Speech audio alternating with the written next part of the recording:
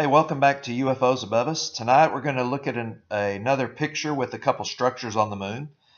Here's the picture we're going to base it off of, and if you look on that picture, I think you can see pretty clearly two objects of interest. One of them's on the uppermost edge or lip of the crater, and then the second object is down in the center of the crater itself.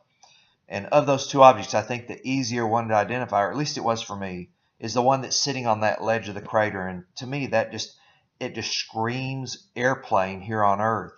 Unlike the V wings that we've seen before and I've posted, I mean, just look at that blow up. Wow, that looks a lot like a traditional aircraft. You can even see the cockpit. If you look there in the center, what would be the fuselage of that, you can see that angled cockpit like you would have on a traditional jet airplane here on Earth. So you can see I highlighted it there. And what I believe is going on is you've actually got two circular objects that I highlighted in yellow there. I don't know what they are, but the main aircraft there would be highlighted in green. So looking back to the original picture, I believe that's clearly some type of a spacecraft. And actually a very clear picture when you consider it's 230,000 miles away.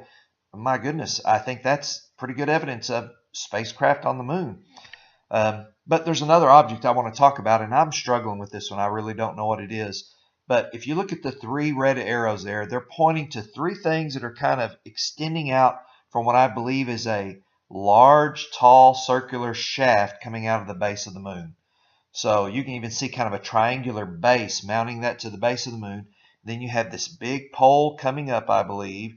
And then you have those three objects kind of extending out in a triangular pattern off of that central shaft. There's a blow up. You can see it a little more clearly. Now, I don't know what it is, but I'll tell you what it reminds me of.